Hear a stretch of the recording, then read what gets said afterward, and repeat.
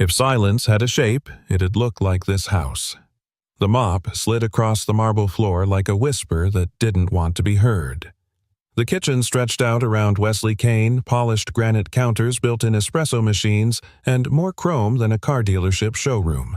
Everything gleamed. Everything waited. And everything was quiet. Too quiet. He paused, resting his weight on the mop handle. Midnight again. His second week working this house on Hillside Drive, and he still hadn't seen the woman who owned it. Only the housekeeper Naomi, who always left before sunset.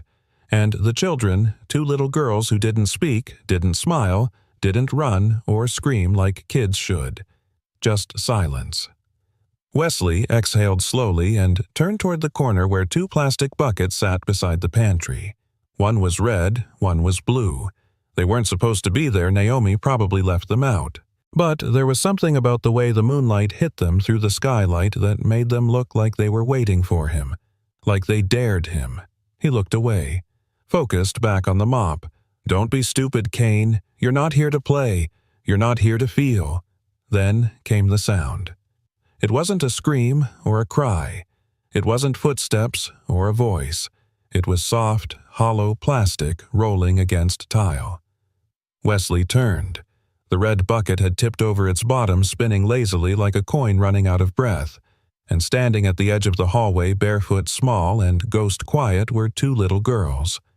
Identical, dark-haired, eyes like polished glass marbles, watchful, unreadable, almost too still for children. They didn't speak, didn't move. Just stared. Wesley blinked. Shouldn't you be in bed? No answer. Not even a blink. He set the mop aside, cleared his throat. Okay, not talkers. That's cool. Still nothing. He bent down slowly, picked up the red bucket and placed it upright again. The blue one was still untouched. The girls took one synchronized step closer. Wesley squinted. Something about their silence wasn't shy, it was deliberate, like they lived inside it. He tapped the red bucket once with his knuckle. A deep, low thum echoed through the tile and cabinet. The girls flinched. He froze. Sorry, didn't mean to.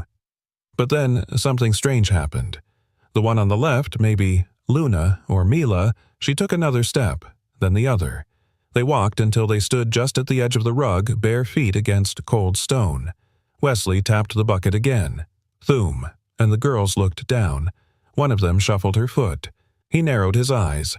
Without thinking, just following instinct, Wesley reached for the mop handle again. But not to clean. He flipped it around and tapped the red bucket twice, then once on the blue. Thum, thum. Tap. The sound echoed like a heartbeat against silence. And then one of the girls nodded. Just once. Small, slow, but unmistakable. Wesley sat back on his heels. No way. He tapped again. Same rhythm. This time, both girls moved. Slight rock of the shoulders, a lean forward. Barely more than a breath, but in sync. The janitor, the buckets, and two silent children. In the middle of a cold marble kitchen at 12:11 a.m. It should have been absurd. It was absurd. But it didn't feel like it. It felt like something ancient, something buried deep under years of noise and grief and what-ifs. Something was waking up, and it wasn't just the girls. Wesley swallowed. His fingers itched. He grabbed a wooden spoon from the drying rack. The girls watched with rapt attention like it was a wand and he was a magician. He tapped again, this time faster. Thum, thum, tap. Thum, thum, tap. The girls began to move in tiny, precise ways. Shoulder dips, toe taps, eyes brightening. Still no smiles, still no sound. But something was happening. Something real. Then footsteps. Heavy. Adult. The spell shattered. Wesley dropped the spoon. The girls turned at once, then vanished down the hallway without a word, like two wraiths retreating into darkness. Naomi appeared at the threshold wrapped in a cardigan. "You're still here. Just finishing up," he said quickly, wiping his palms on his pants. She eyed him, then glanced down at the buckets. Her gaze softened just a little. "They never come down after dark," she murmured. Wesley didn't answer. She stepped closer, lowered her voice. They haven't danced since their father died, not even swayed. Nothing. Wesley looked up, startled. Naomi turned to leave, then paused. Don't tell Miranda, she said. She doesn't believe in small miracles. Then she disappeared back into the hallway. Wesley was alone again. The kitchen still smelled like lemon disinfectant. The marble still gleamed. But something had changed.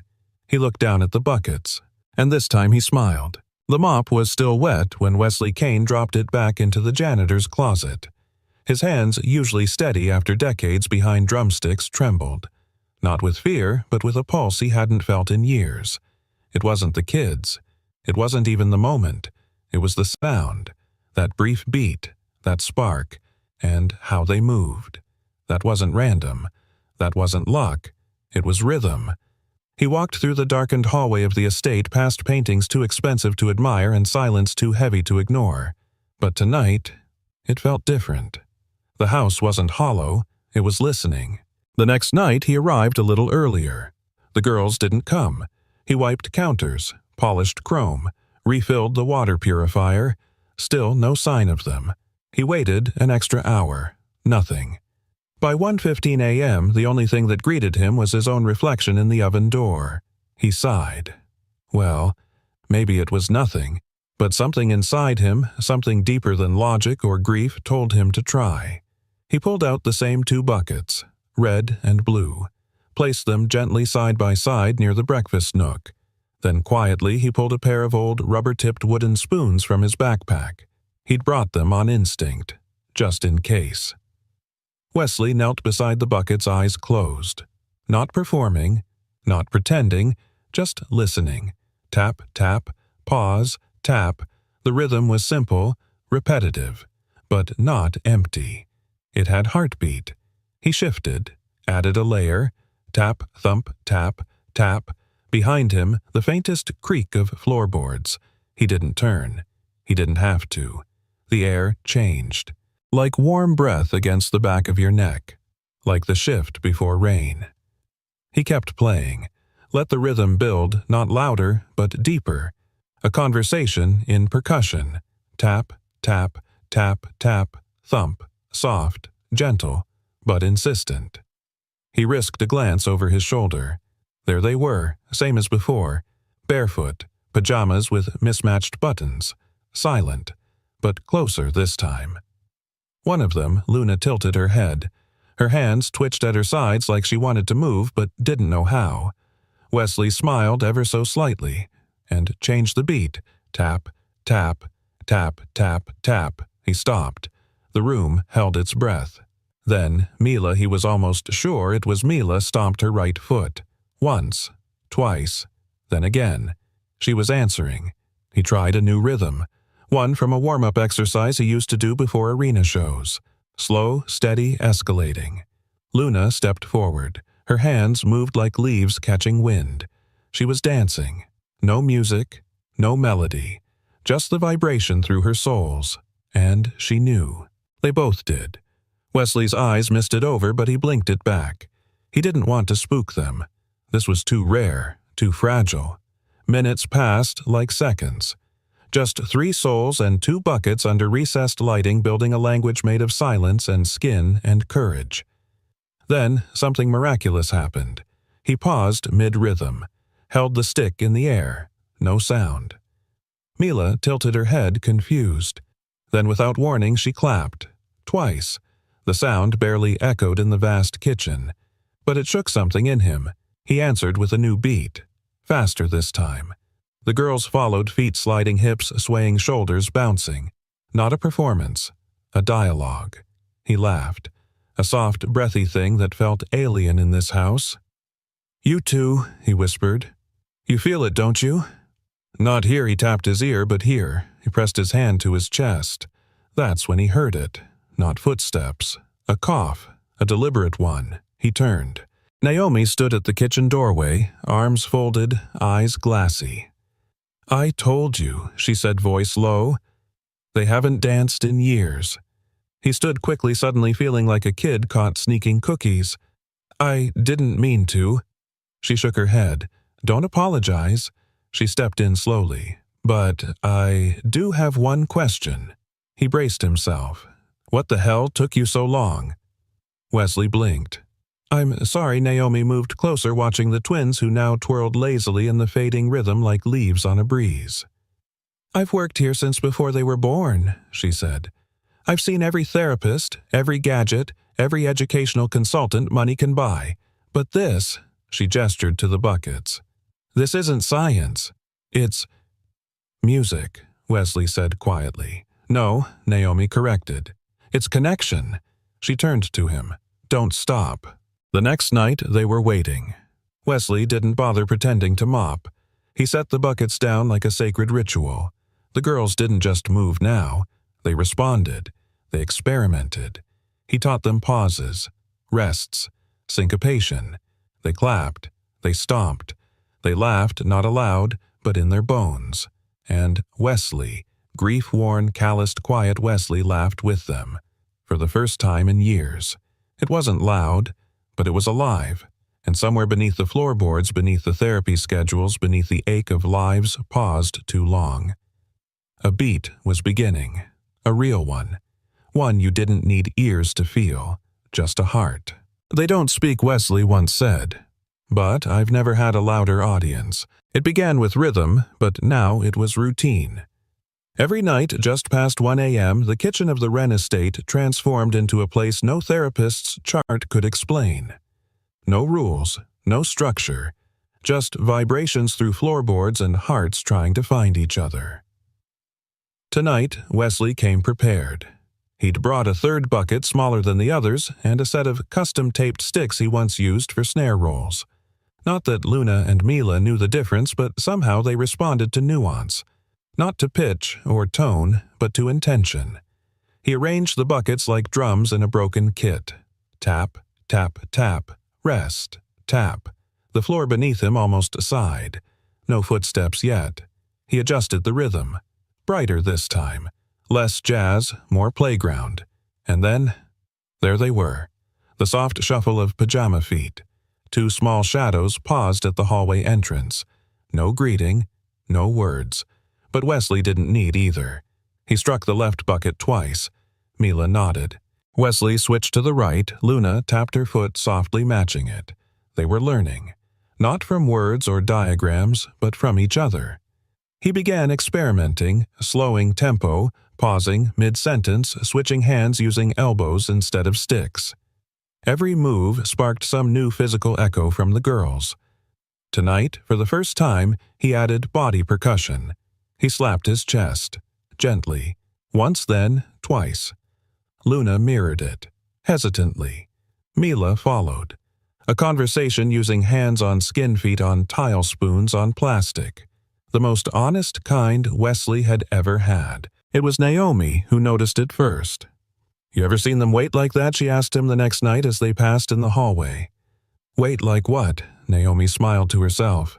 Like they know you're coming, like it's Christmas Eve and you're Santa Claus with 2 buckets instead of a sleigh. Wesley chuckled. That'd make you the elf, huh? Maybe the reindeer. Been carrying this house on my back long enough. They shared a knowing glance, one built not just on humor, but on witnessing. Naomi had seen miracles built in smaller moments than this, and she wasn't about to interfere. The next few nights passed like verses in a song. Each night had its own rhythm, its own signature. Sometimes they danced wildly, feet slapping the tile arms, swinging like windmills. Other nights they swayed soft as lullabies. Wesley would throw in games, start a pattern stop, wait for them to finish. They always did. It became their thing, and though not a single word had ever passed between them, Wesley knew what they were saying. Do it again. Don't stop. I hear you. But nothing prepared him for the moment they flipped the script. That night, Wesley arrived a few minutes late, traffic, bad brake pads, and a coffee spill that soaked through his last clean shirt. He entered the kitchen expecting to find silence. Instead, he froze. There in the soft lamplight stood Luna and Mila, buckets already set up, wooden spoons in hand, and they were playing. Not perfectly, not even close, but deliberately, in rhythm, together. Wesley dropped his keys. The clatter made Mila jump, but she didn't stop. He didn't move, didn't want to disturb it.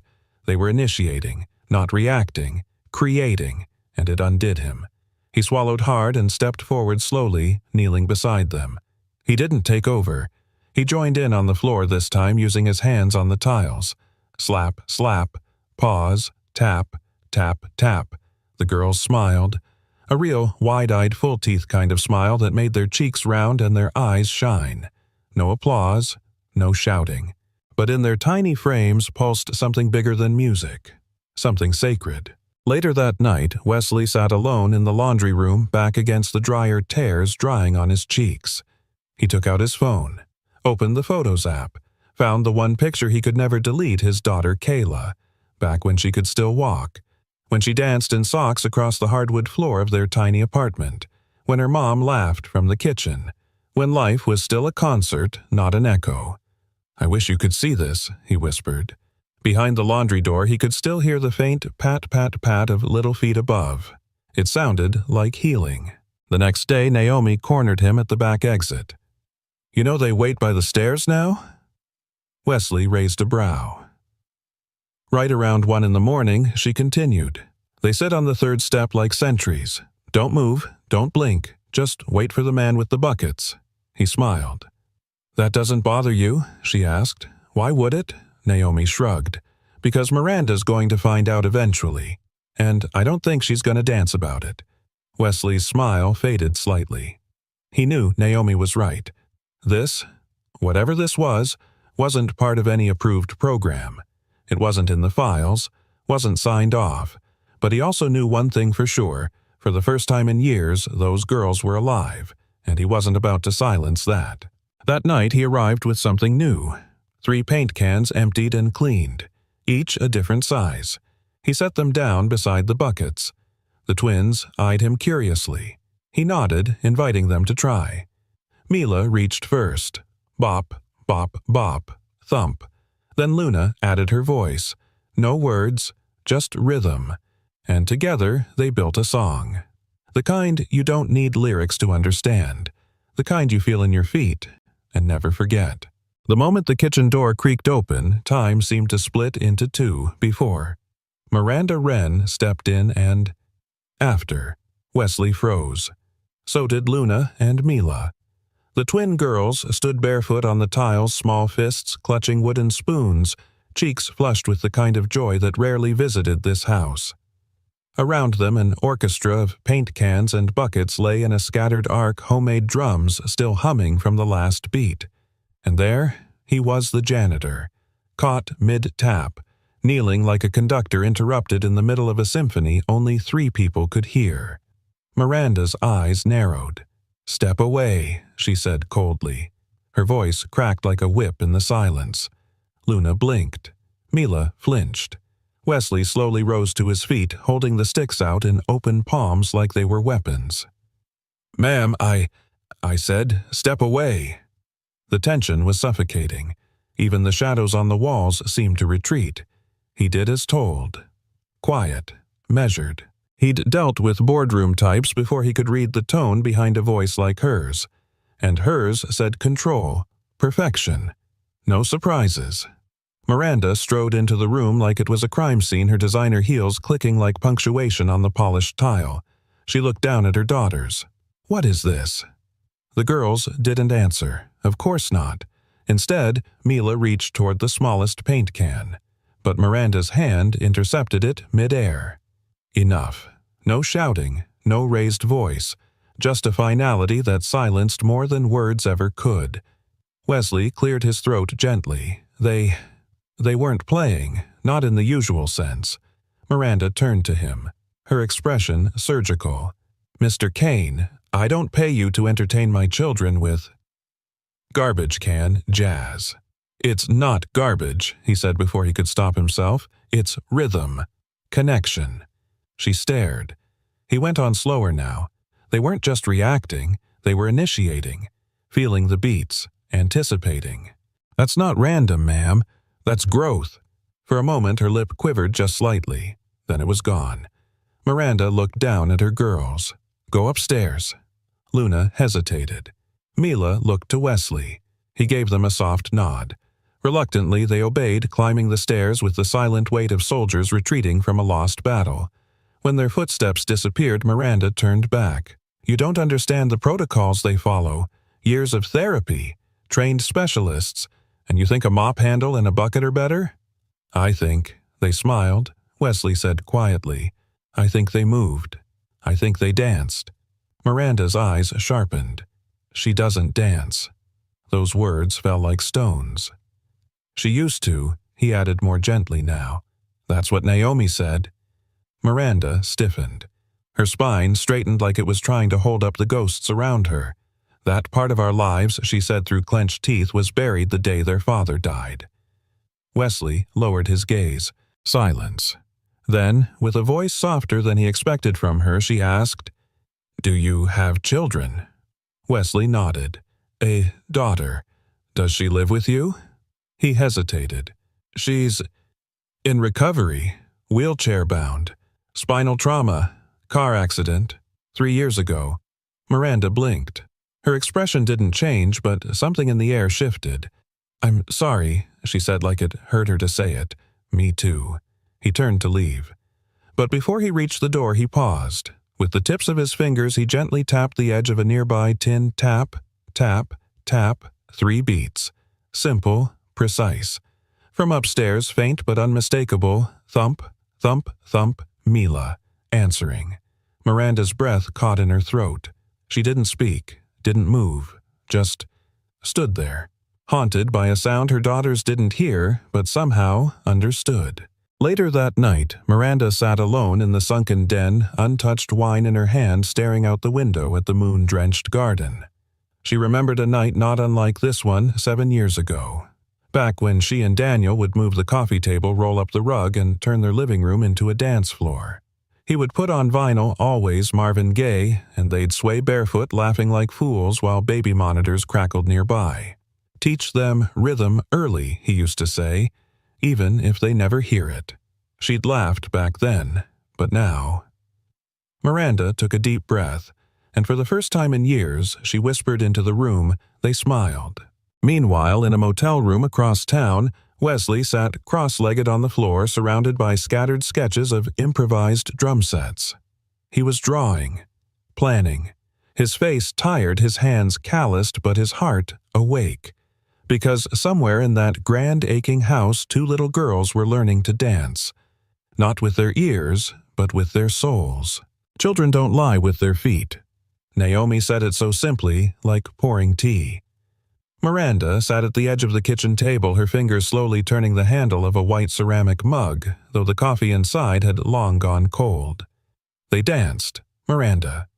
Naomi continued wiping the counter without looking up. And not like copycat monkeys. They felt it. Miranda didn't answer. Couldn't. "They don't even react to thunder," Naomi added. But that night they moved toward the sound like it was sunlight. "It wasn't sound," Miranda muttered. "Exactly," Naomi said, smiling faintly. "It was something better." Miranda closed her eyes. She could still see Mila's tiny hands mimicking that 3-beat rhythm on the hardwood upstairs. That soft tap, tap, tap that echoed in her chest louder than any lecture a specialist had ever given. "They're making progress," she said finally, defensive even to herself. "We've been doing tactile therapy for months. Maybe this was just... spare me the brochures." "Sweetheart," Naomi said, setting down her rag. "You danced once too, remember?" Miranda stiffened. "You used to come home from school with dirty tights and skinned knees from ballet in the park, twirling in the grass like the world was your stage." "That was a lifetime ago." "No," Naomi said gently. "That was a heartbeat ago. You just stopped listening." Silence. Then, almost in a whisper, "I don't dance anymore, Naomi." Naomi nodded. "And that's your choice. But don't make it theirs." That evening, after his shift officially ended, Wesley stayed behind. He didn't ask permission, didn't announce it. He simply brought in a dusty milk crate from his car filled with what looked like junk to anyone else. Old broom handles, worn-out paint cans, a metal tray with dents, a roll of duct tape, and a lunchbox full of miscellaneous nuts and bolts. With slow, reverent hands, he began assembling them in the back corner of the kitchen near the sliding glass doors that opened to the garden. A makeshift drum kit. The heart of an old rhythm stitched together from forgotten things. He tapped once. It echoed softly off the marble island. Two tiny shadows appeared by the hallway. Luna and Mila. Barefoot. Curious. Silent. Wesley smiled but didn't beckon. Instead, he moved one bucket closer to them and placed a wooden spoon beside it. He began a soft, pulsing beat, not too fast, not too loud, just enough for the floor to hum gently beneath their toes. Luna sat first, then Mila. They didn't copy him at first, they just watched. But Wesley knew better. They were listening in their way. He switched rhythm, a 2-2-2-1 pattern, then a pause, then repeated. And slowly, like watching sunrise crack through darkness, Luna's hand moved. Tap, tap, tap. She hit the bucket in near-perfect sync. Then, Mila joined her timing off by half a second, but her grin was radiant. Wesley laughed softly. "That's it, girls. That's it." They weren't just mimicking, they were feeling. So he introduced new beats, swing rhythms, samba pulses, even a gentle jazz brush imitation by dragging his palm across the metal tray. He didn't speak, didn't need to. Everything they needed to say was already there. Ba-dum, ba-dum, pause, ba-dum, a conversation in vibration, a song with no lyrics. From the upstairs balcony, Miranda stood frozen. She'd come to call them for their bath, but instead she watched her daughter's two little islands of silence transformed. Mila leaned into a beat, nodding in rhythm. Luna adjusted the handle of her spoon, trying to replicate Wesley's snare tap. And the janitor, that quiet, strange man with grief in his eyes and rhythm in his bones, looked like he was home. Miranda pressed her hand to her chest. There it was again, that ache. Not pain, not regret. Something older, something she'd buried. Joy, but fragile and terrifying. She turned away before the tears could spill. The next day, as Miranda passed through the kitchen on a call, she caught something peculiar. Luna was sitting at the dining table watching the hallway. As Miranda entered, Luna reached out and tapped her plastic cereal bowl twice. Tap, tap. Miranda paused. The girl stared, then tapped once more. Tap. Miranda's throat tightened. 3 beats, she whispered. She walked to the fridge in silence, blinking hard. The morning staff didn't say anything, but Naomi caught her eye. "You okay, darling?" Miranda cleared her throat. "They're using rhythm to communicate." Naomi just smiled. "You're starting to hear them." That night, Wesley added a new move. He placed his palm over his heart and tapped 3 times. Thump, thump, thump, then pointed at Mila. She grinned wide and copied it not with her hand but by gently knocking her elbow against her chest 3 times. Then she pointed at Luna. Luna did it back. Then both turned to Wesley and made the sign together. 3 chest taps. Wesley blinked, swallowed hard, then nodded. "That's our way," he murmured. "Our way of saying, I'm here." But not everyone approved. That Friday during therapy, the behavioral specialist gave Miranda a concerned look. "They're more reactive this week," he said. "But some of the behaviors aren't part of our program," such as Miranda asked. They tap. On surfaces, on themselves. It's unstructured. Could be disruptive in social settings. Miranda bit the inside of her cheek. She didn't mention Wesley. Didn't explain the rhythms. Didn't say she sometimes woke up in the middle of the night replaying those 3 soft taps against her chest. But she thought about it. And for the first time she wasn't sure who knew her daughters better, the therapists with charts and graphs, or the janitor who listened without ears. That evening, as she passed through the kitchen again, Miranda paused. The buckets were still in the corner. The spoons. The bent tray. She knelt down, slowly, tapped the metal once with her finger. It rang softly. She tried again. 2 short taps, then 1 long. Tap, tap, tap. She didn't know the pattern, didn't know the name, but in that moment she felt like maybe she didn't have to. From the hallway, tiny footsteps padded near. Luna appeared, blinking. Miranda smiled gently and whispered, "Play with me." Luna nodded. No words, no sound, just the thump of two hands. And the start of something that didn't need to be named. "Progress is measured in numbers," said the doctor. Miranda blinked at the sterile gray walls of the pediatric audiology clinic as if they might shift into something softer. They didn't. Dr. Kenneth Albright adjusted his glasses with the same dry precision he used for everything. His tone, his diagnosis, his posture. There's been no measurable improvement in auditory processing or verbal response. While I understand your hopes, Mrs. Wren, I must be clear. Any behavioral shifts are likely anecdotal.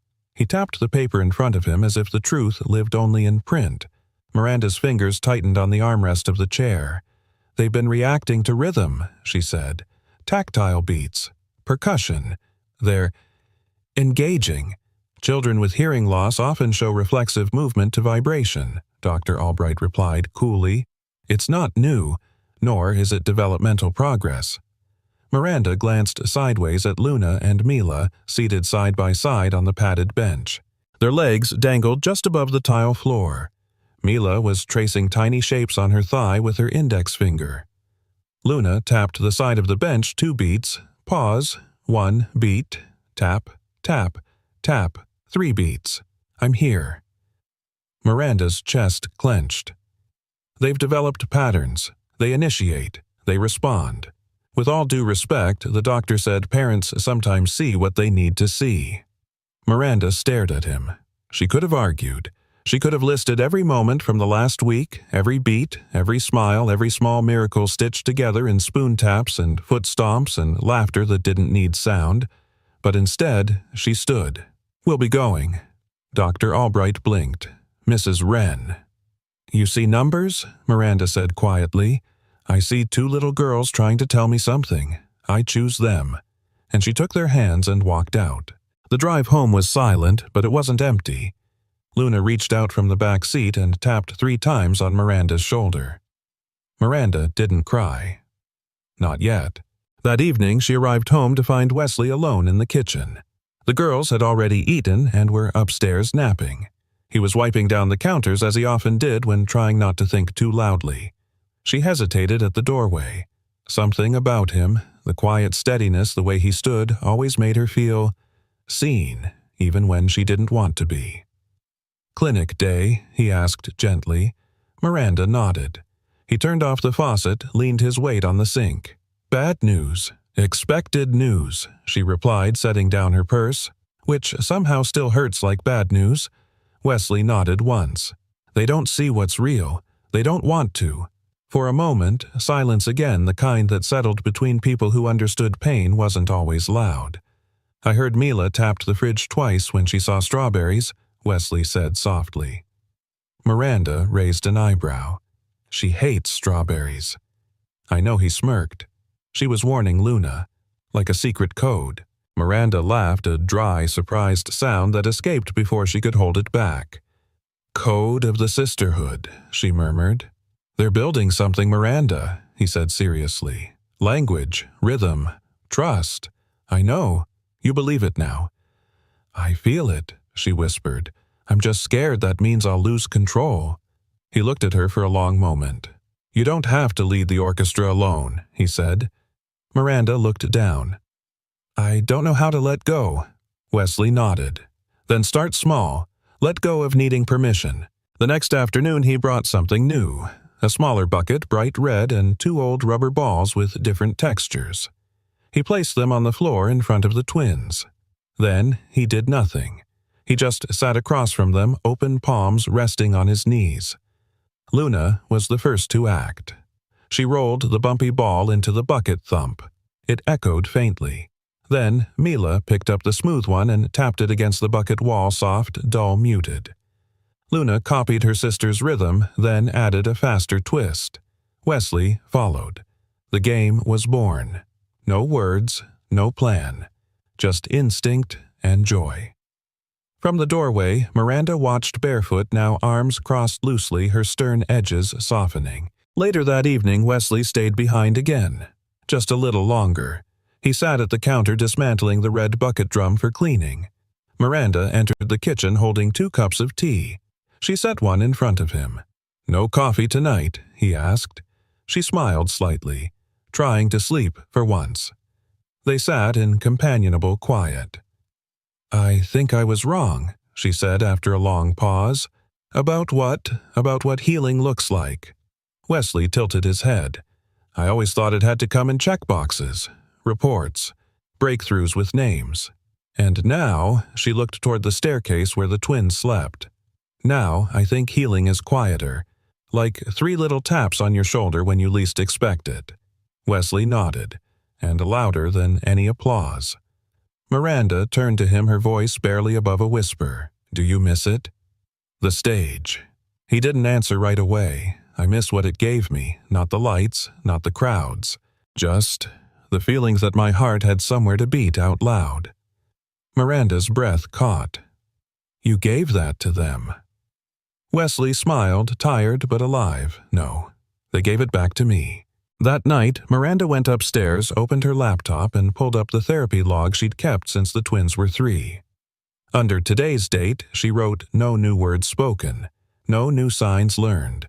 But today, Luna invented a beat to say, "I missed you." Mila replied with a faster rhythm, probably, "Don't do it again." They laughed. I laughed. I think that's worth more than any chart can measure. MW. The next morning, Naomi entered the kitchen to find Miranda already brewing tea. "You're up early," Naomi said. Miranda turned, holding a red bucket in one hand. "I want to learn the rhythm," she said, smiling. "I want to speak their language." Naomi raised an eyebrow, impressed. "You sure it's not in any parenting book?" "Good," Miranda replied. "Maybe it'll actually work." "You sure they won't mind?" Wesley asked, holding his daughter gently as he lifted her wheelchair onto the back porch. Miranda turned from the kitchen doorway, a tea towel in hand. "They've been asking about her for days. They called her the quiet drummer. I think she already has a fan club." Wesley chuckled, a deep, worn sound that felt like it hadn't had room to breathe in years. "All right, Lucy," he whispered to his daughter. "You ready?" The little girl gave a slow nod. Her legs remained motionless, wrapped in a soft yellow blanket, but her eyes sparkled, the kind of light that made even the shadows blink. Out on the sunlit deck, Luna and Mila sat cross-legged beside an arrangement of pots, pans, and buckets. It looked like a marching band had collided with a junkyard, but to them it was sacred, an orchestra of possibility. Wesley wheeled Lucy over, positioning her in front of a paint bucket turned snare drum. He placed 2 rubber mallets in her lap. Luna grinned and offered a wooden spoon. Mila tapped the floor twice, then paused, then once more. 3 beats. "I'm here." Lucy hesitated, then gently tapped back, tap, tap, tap, and that was it. The symphony began. No conductor, no score, just children rhythm and a sun-dappled afternoon. Miranda stood by the sliding glass door, one hand resting on the frame like it was the only thing holding her up. She watched her daughters light up like stars, not just reacting, but leading. Luna began a 2-handed roll on an upside-down colander. Mila responded with syncopated claps. And Lucy. Lucy grinned. She couldn't move her legs, but her arms danced like they remembered what her feet used to do. Wesley, kneeling in the center, wasn't playing. He was listening, letting them lead. Miranda stepped outside. She didn't speak, didn't want to break the spell. But when Lucy's eyes found hers, Miranda smiled through the sudden burn in her throat. The beat continued. Louder now. Feet, hands, spoons, heartbeats. And somewhere inside her, something long locked away cracked. That evening, Naomi found Miranda alone in the hallway outside her daughter's room. Her back was against the wall, her head tipped back, eyes closed, silent tears down her cheek. Naomi didn't ask. She just sat down beside her. "It's loud," Miranda whispered. Naomi blinked. "What is the silence I've lived in? For years, it used to be peaceful. Now it's deafening." Naomi reached over and squeezed her hand. Sounds like someone turned the volume up on your heart. Miranda laughed shaky. Is that an old woman metaphor? No, darling, Naomi said, rising with a grunt. That's a wise woman metaphor. The next morning, Wesley got a call from Lucy's school. He stepped onto the porch to take it. By the time he came back inside, his face was pale. Miranda looked up. Is she okay? He nodded slowly. Yeah. Just, her physical therapy's being cut. Insurance issues. Miranda's eyes narrowed. How much? He waved it off. Doesn't matter. I'll figure it out. Take more hours. She didn't like the sound of that. Later that day, she slipped a folded envelope into his work satchel.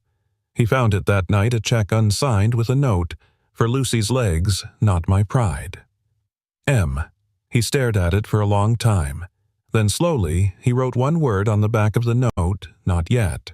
2 days later, the storm hit. Not the weather, but something colder. At 10:47 a.m., Miranda's assistant barged into her office with an iPad. Ma'am, you need to see this. It was a video clip posted anonymously. It showed Miranda's backyard, the bucket drums, the twins laughing, Wesley in frame. A caption hovered above CEO's Deaf Daughters Get Therapy from Janitor. Innovative or insane? In 2 hours, it had 12,000 shares. By the end of the day, 300,000 views. By nightfall, investors were calling. Miranda's phone didn't stop buzzing. The board wanted a statement. The school requested a meeting. Her PR firm offered damage control. But what rattled her wasn't the backlash. It was a single comment at the top of the video thread. Why is the janitor doing more for these kids than their own mother? That night she paced the hallway. In the girls' room, Luna was drawing circles with rhythm lines. Mila tapped softly on the floor beside her. But when Wesley arrived, the energy changed. The girls lit up. They ran to him. And, for the first time, Miranda felt something sharp. Not jealousy, not resentment. Just the ache of distance. She'd been in the house, in their lives, but she hadn't been there. She met Wesley in the kitchen an hour later. He had just finished cleaning up the dinner mess and was wiping his hands. You saw the video, he said. She nodded. They're pressuring me, she replied. They think I've lost control. Wesley leaned back against the counter. And have you? I don't know, she said honestly. I think I lost it a long time ago. This just made it public. Silence. Then she asked, Did you leak it? His jaw tensed. No, I had to ask. I get it. Miranda looked down. I want to fight for this, Wes. For them. For you. But I don't know how. He walked past her, picked up his coat. You don't fight for rhythm, he said. You feel it. Or you don't. He opened the door. Where are you going to pack? Wait. They want someone to blame. And it's easier if it's the janitor. The next morning, he was gone. The kitchen was quiet. Too quiet. The red bucket was still there. Untouched. And when Miranda looked up the stairs, Luna and Mila were watching. Not crying, just standing. Still. Silent. Mila walked down slowly, picked up a spoon, and hit the bucket once. Hard. Then again, and a third time. Miranda closed her eyes. 3 beats. I'm here. But he wasn't. Not anymore. The rain came hard that morning, like the sky was trying to scrub away something it couldn't name. Miranda stood by the living room window, arms crossed tight against her chest. Behind her, the silence was no longer peaceful. It was jagged. Lucy's wheelchair sat untouched in the corner. The red bucket still rested under the stairs. But the sound, the rhythm that had filled this home with life, was gone, and so was he. At the office, the tension was thicker than the storm clouds. Miranda walked into the boardroom with a spine made of glass, straight but fragile. The 12 faces at the table didn't greet her. They nodded professionally coldly like sharks in suits. One of them, a man named Fletcher, who'd always had something to prove, clicked his pen.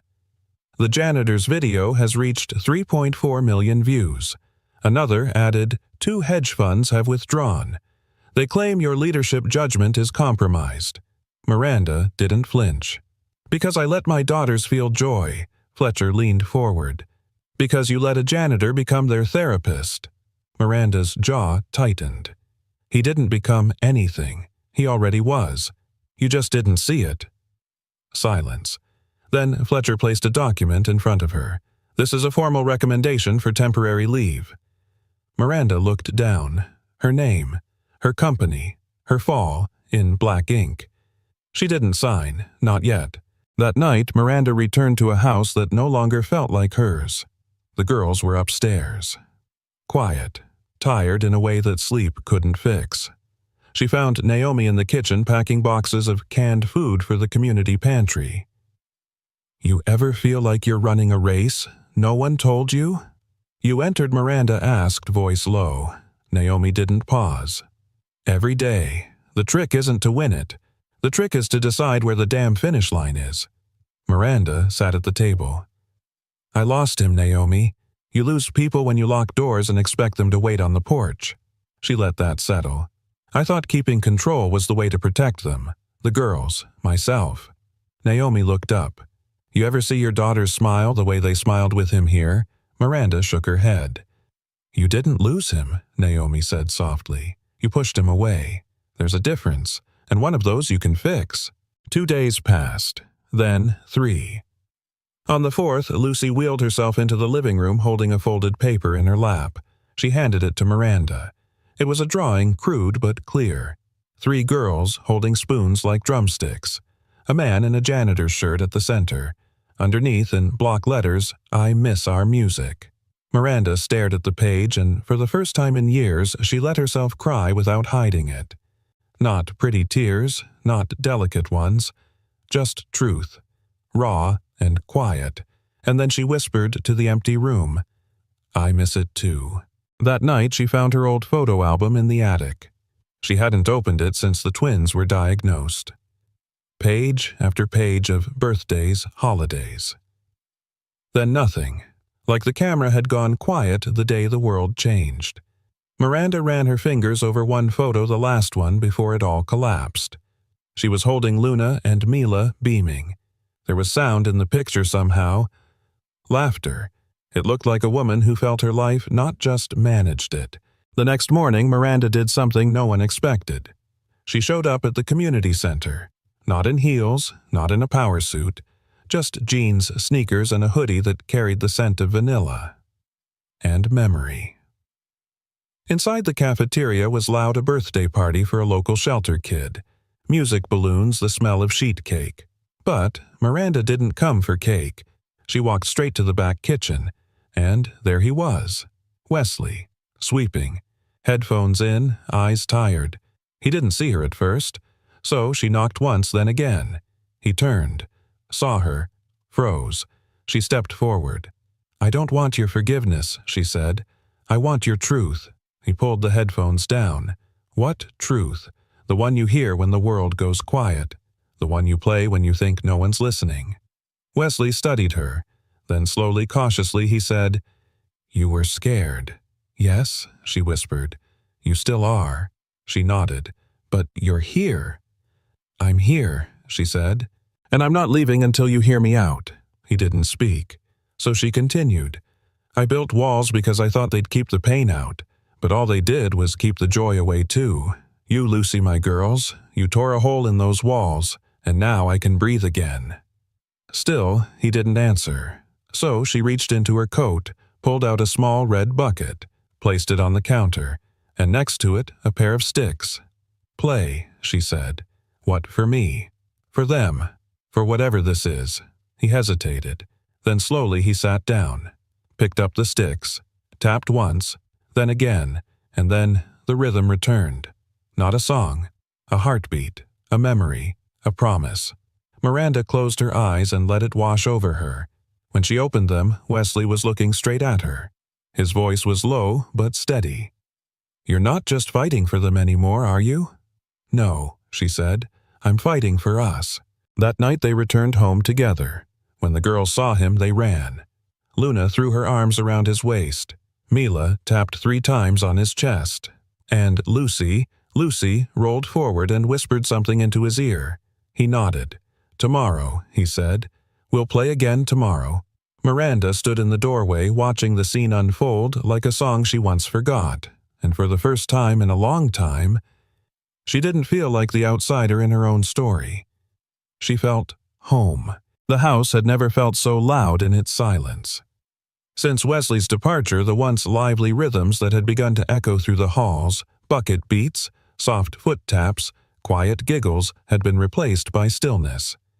Not peace. Stillness. Miranda stood in the kitchen, hand wrapped around a mug of chamomile tea she hadn't taken a single sip from. Her phone lay face down on the counter, unanswered calls and unread emails piling up like dust in the corners. The pressure from the board, from the school, from everyone demanding control, it had snapped something inside her. She had fired Wesley. And now, nothing. No soft laughter, no trembling floorboards, no rhythm. Just a silence that rang louder than any music. Upstairs, Luna and Mila sat on their bedroom floor. They hadn't smiled in 2 days. Not even when Naomi brought up their favorite blueberry muffins still warm from the oven. Mila pushed her plate away. Luna just stared out the window. But that evening, something shifted. Miranda was at her desk staring blankly at a glowing spreadsheet she couldn't comprehend anymore when a faint metallic sound echoed down the hallway. Tink, tink, tink, tink. She froze. Another beat. This time layered 2 separate rhythms. She stood. The sound wasn't coming from the speakers. It wasn't an appliance. It was the kitchen. Miranda walked quickly barefoot on the hardwood. The closer she got, the clearer it became. A soft, pulsing beat. Familiar. Too familiar. As she turned the corner, she saw Luna standing on a step stool, a wooden spoon in her hand, tapping it rhythmically against the side of a stainless steel pot. Beside her, Mila knelt on the floor, holding a plastic colander, upside-down hands pounding a pattern on it with small palms. Their eyes locked on each other perfectly in sync. There were no words, no laughter, but everything was being said. Miranda's heart twisted. The rhythm they were playing, it was Wesley's. She recognized it instantly. It was the same syncopated pattern he'd tapped on the kitchen floor that night, the night they danced. And then Luna looked up, straight at her mother. No fear, no hesitation. She held Miranda's gaze and tapped once more, then thumped her small fist against her chest. Once, twice, 3 times. Miranda staggered back a step, hand over her mouth. That was their code. Wesley's code. 3 beats to the heart. Not right. Naomi appeared behind her, quiet as ever. They've been doing that every evening since he left, she whispered. They wait until the sun sets, then they climb into the kitchen and play. Same rhythm, same looks, same silence. Miranda's voice was barely a breath. Why? Because silence doesn't mean surrender. The words pierced deeper than Miranda expected. She stepped into the kitchen slowly. Her daughters didn't flinch. Luna kept tapping. Mila adjusted her rhythm to match. It wasn't rebellion. It was heartbreak translated into percussion. And she had caused it. That night, Miranda couldn't sleep. The house, so heavy in its silence just days ago, now felt haunted by the rhythms of 2 small girls demanding to be heard without sound. She got up at 2 a.m., her chest too tight to ignore. By 2:30, she was in her car. By 2:45, she was standing in front of an old motel on the outskirts of town, the kind with peeling paint and flickering porch lights, a place no one ever imagined the man who taught their daughters to dance would call home. She knocked. No answer. She knocked again, then paused, and did something strange. With trembling knuckles, she tapped softly on the wooden door. Tap, tap, tap, tap. The rhythm the girls had been playing. The one he taught them. Their shared code. For a moment, nothing happened. Then slowly, the door creaked open. Wesley stood there backlit by a dim lamp behind him. He looked tired, not just in his body, but in his soul. As if the weight of every beat he'd ever played had finally settled on his shoulders. "Miranda," he asked. Voice rasped with sleep or sadness. "Is everything okay?" She didn't speak right away. Her eyes scanned the tiny room behind him, an old mattress, a pair of sticks on the floor, and the harmonica he hadn't played in years, resting on the nightstand. "No," she said, voice tight. "Nothing's okay." He blinked. "They're not eating. They're not smiling. But every night, they play." He swallowed. "They miss you," she whispered. "But it's more than that. They're talking Wesley, with spoons and pots and fists to their chests. They're talking, and I told them to stop." Silence stretched between them. Then Miranda looked down ashamed. "I fired the only person who ever really heard them." Wesley's voice was barely audible. "You were protecting them." "No," she said. "I was protecting control. I was protecting me." She looked up again. Her eyes, usually sharp, were soft and glassy. "I didn't believe in things I couldn't measure, couldn't chart, couldn't fix with therapy. But you," she exhaled, "you gave them something no doctor ever could." He didn't reply, just looked at her like he was waiting for the final measure of a song he wasn't sure she knew how to finish. She reached into her coat pocket, pulled out a tiny metal spoon, placed it in his hand. "They said this one was their favorite," she said, voice shaking, "because it makes the sound closest to your laugh." Wesley stared at the spoon, then smiled. It was small but real. "When do we start again?" he asked. Miranda's reply was immediate. "Now."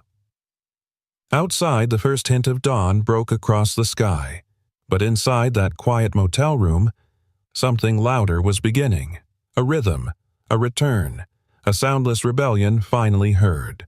The front gates of the Wren estate groaned open at 7:12 a.m., just as the sun spilled soft amber light across the manicured gravel drive. Naomi stood by the window, holding a cup of black coffee, eyebrows arching as the familiar dented blue pickup truck pulled in slowly. She didn't smile.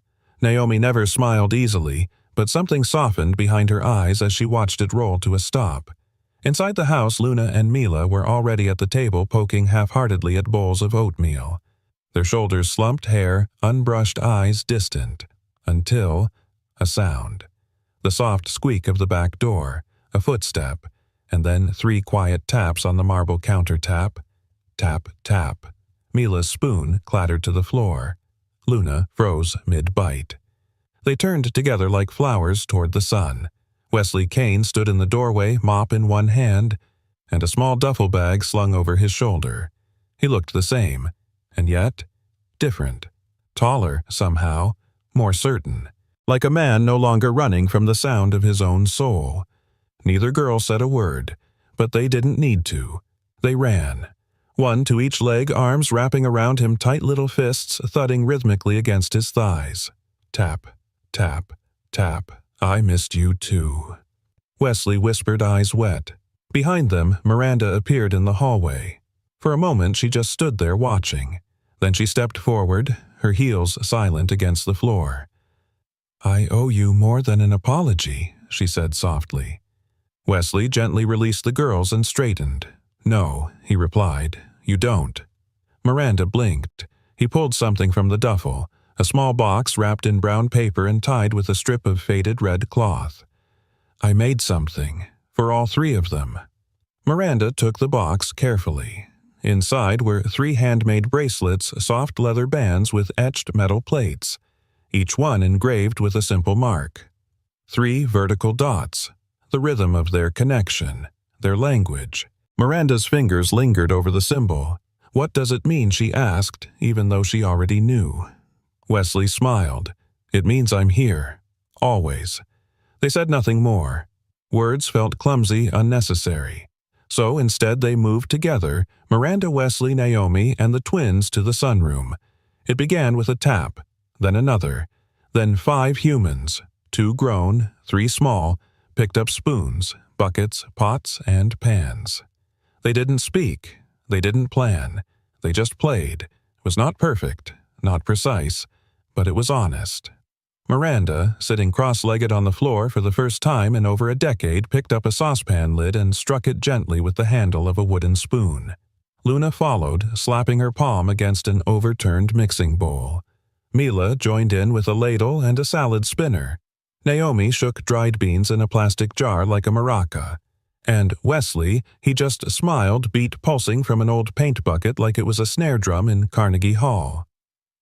There were no lyrics, no melodies, just rhythm and healing.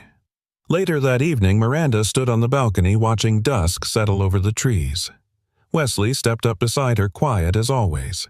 "You know," she said, voice low, "I used to dance." He nodded. "Naomi told me. I was going to teach movement to kids with disabilities.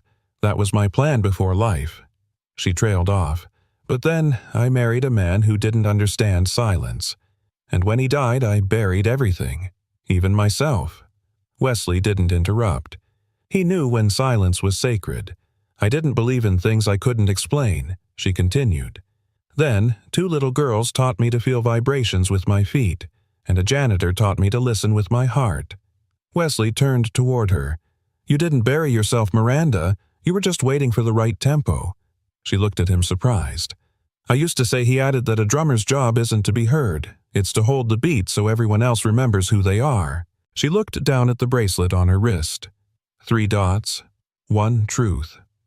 "I'm sorry I made you leave," she whispered. "And I'm sorry I didn't fight harder to stay," Wesley replied. Their eyes met.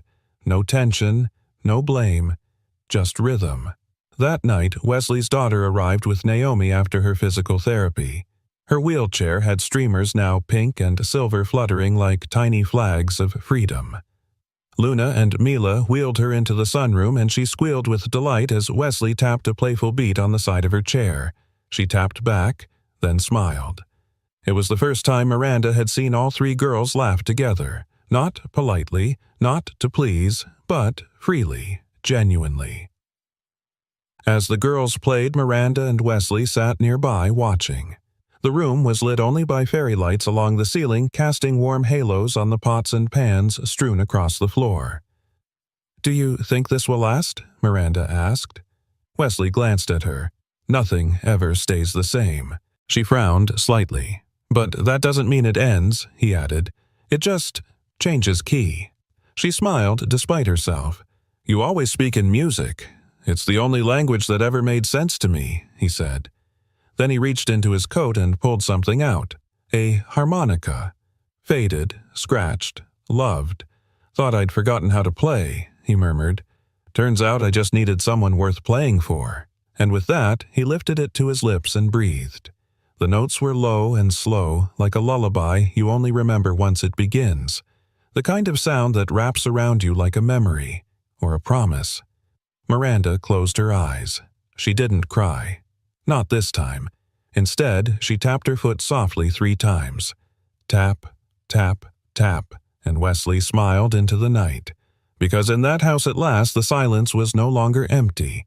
It was full of things that didn't need words. The sun filtered through the tall windows of the performance hall, casting golden streaks across the polished wooden floor.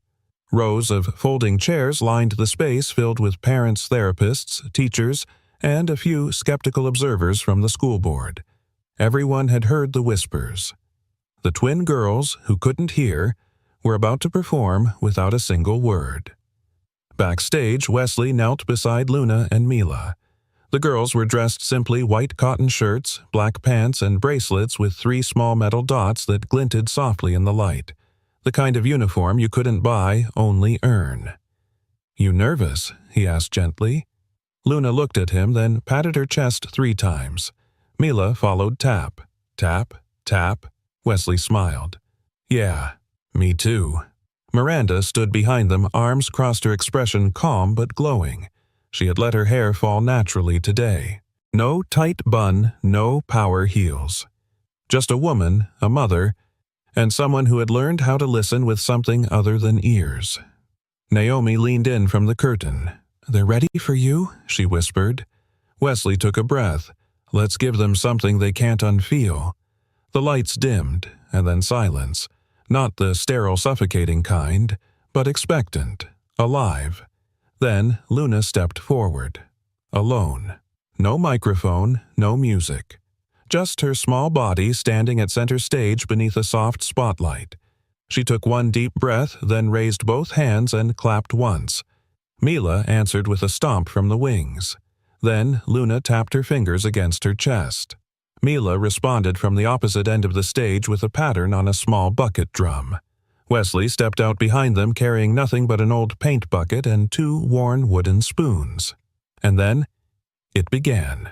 A pulse, a rhythm, a language born not of sound but of connection. The girls didn't dance in the traditional sense. They moved with their entire beings, shoulders, fingers, knees, even the tilt of their chins, all communicating a message far beyond the reach of syllables. They hit pots with soft palms, slid spoons across the floor, stomped, clapped, spun, and when they paused when the whole room held its breath, they placed their hands on their chests and tapped, tap, tap, tap. A few parents gasped. Some wept openly. Others simply leaned forward trying to feel more. In the front row, Wesley's daughter sat in her chair, her hands folded over a tiny drum resting on her lap. At just the right moment, she raised a stick and tapped in perfect unison. Not just included, essential. As the final rhythm slowed, Luna and Mila stood side by side. Then they raised their arms and beat 3 soft taps into their own hearts. Tap, tap, tap, and opened their arms wide to the room. A silence deeper than sound followed, and then applause. Not polite, not forced. It was thunderous, surging, raw, the kind that breaks rules and raises roofs and says, "You just changed something inside me." Miranda stepped onto the stage, eyes wet, heart full. She bent down, took both girls by the hands, and whispered, though they couldn't hear, "I'm proud of you, beyond words." The girls didn't respond in speech, but they smiled, and that was louder than anything in the room. Later that evening, back at the Wren estate, the kitchen was alive with rhythm again. Pots clanged, lids spun. Laughter bounced off the walls not from mouths but from gestures from wide eyes and waving arms and stomping feet. Naomi stood stirring a pot of stew. "I suppose this is what music sounds like when it's made from love," she said to no one in particular. Miranda was crouched beside the dishwasher fixing a stubborn hinge. Wesley handed her a screwdriver, then sat beside her. "You think the school board believed it?" she asked. Wesley tilted his head. They didn't need to believe. They felt it. She smiled. "You're impossible." He grinned. "Only in 4/4 time." She turned to face him. "Do you ever regret it? Giving up your old life?" Wesley looked toward the girls, his daughter rolling in a slow circle, tapping her chair arms in rhythm with Mila's tapping spoon. "No," he said softly, "because it led me here, to a home I didn't know I was still allowed to have." She looked at him. "This doesn't feel like a story about broken people anymore." Wesley leaned closer. "That's because we're not broken, just repurposed." She laughed, then stilled. "You know, when the twins were born, the doctor said they may never respond, never speak, never connect. I mourned for a future I hadn't even lived yet." He nodded slowly. "And now," she said, voice thick with tears, "I realize they were never the ones who were disconnected. I was." Wesley reached into his shirt pocket and pulled out a small, folded piece of paper. "I wrote this down the night you knocked on my door." She unfolded it. It read, "Music doesn't need ears. It just needs someone willing to listen differently." Miranda held it to her chest. From across the room, Luna beat 3 soft taps on the counter. Wesley tapped back. Miranda followed. And, for a moment, there were no walls, no roles, no grief, no diagnoses. Just rhythm, just home. Music doesn't need ears. Family doesn't need blood. And sometimes, if you're brave enough to sit on the floor and listen with your heart, you'll finally hear what's been waiting to speak all along. And maybe that's the lesson we all need today. That even in the quietest moments, especially in the silence, there's a rhythm waiting to be felt. A connection waiting to be made. And sometimes healing doesn't speak in words. It speaks in kindness and courage, and in the sound of a heart that dares to keep beating. We'd love to hear from you. Where in the world are you watching from? Was there a moment in this story that touched you deeply? Drop a comment below. We read every single one. And if this story moved you, Don't forget to subscribe to the channel for more stories that remind us of the beauty in unexpected places. Thank you for spending this time with us, from our storyteller's heart to yours. Until next time, stay kind, stay human, and keep listening with your heart.